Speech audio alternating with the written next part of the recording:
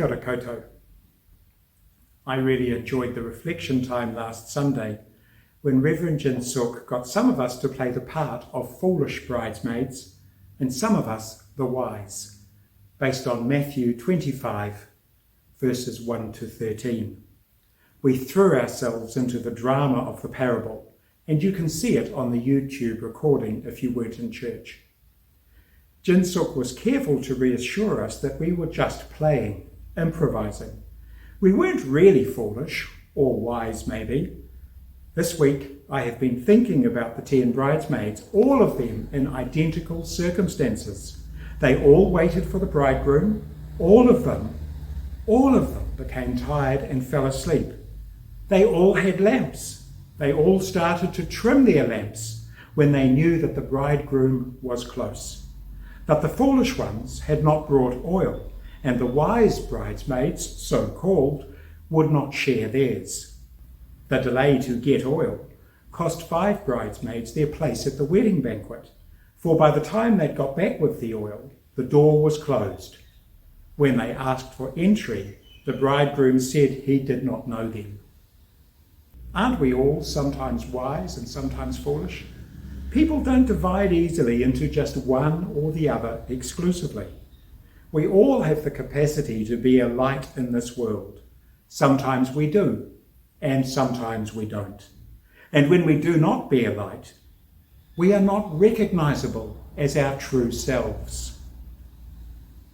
This week, some of us participated in a funeral at which everyone present, and the family and speakers and musicians, poured so much oil of the Spirit into the lamp of our being, into the lamps of our being, into the lamps of all of us.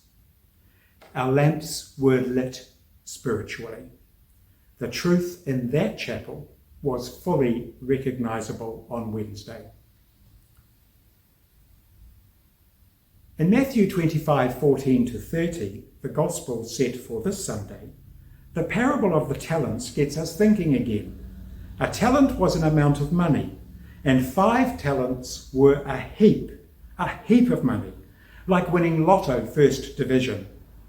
Don't get distracted by the modern meaning of the word talent. The parable simply uses the image of money, as last week we had the image of lamps and oil. Mark Davis, a Presbyterian minister in the United States, urges us to rethink this parable. Listen to his interpretation, which I've shortened a little bit. He writes, "For scriptural and theological reasons, this parable needs reassessing.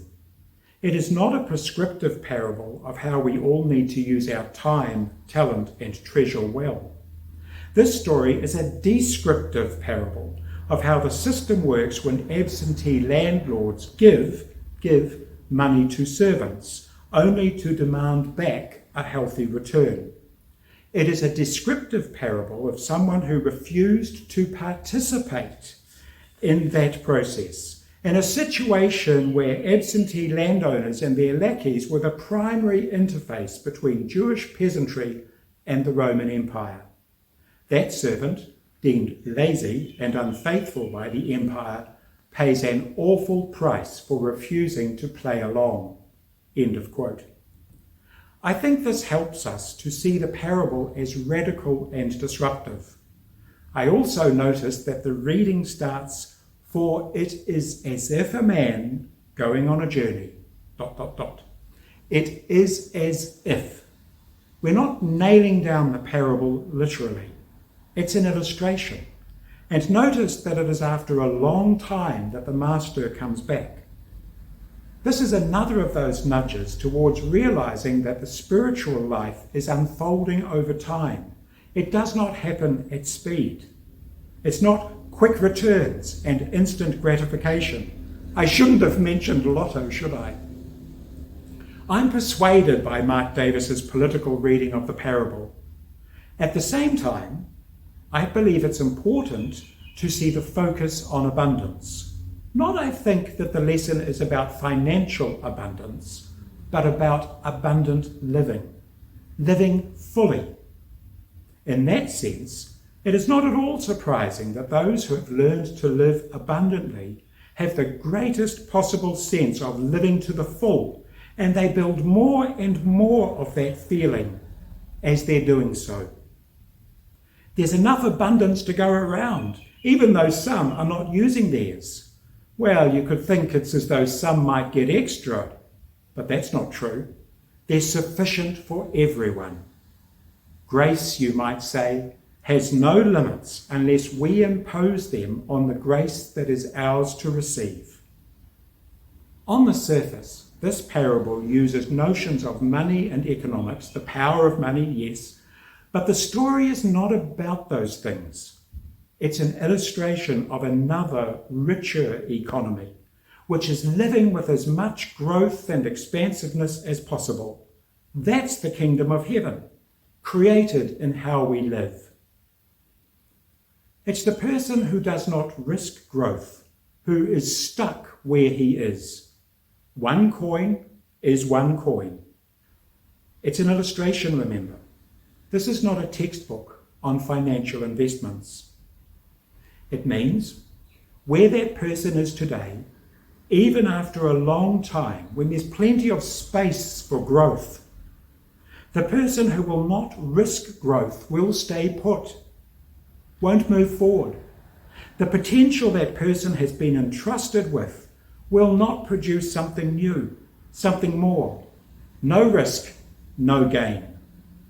In fact, it feels like slipping backwards, losing what has been available, as though being cast into outer darkness and experiencing a feeling of woe. A well-known theatre director was asked to say what was the difference between a good performance and a great one, between competence and greatness. He said the difference is risk. Risk. And that's what I take from the parable today. What will we risk in our lives to allow the growth and big-hearted living God makes available to us? All through these stories from Matthew, you know, I've been thinking about that question, how then shall we live? That's the question. And friends, thank you for listening. God is good. We are God's creation. God is good all the time. We never cease being God's creation. How then shall we live? With unlimited grace and abundance that we allow into our lives.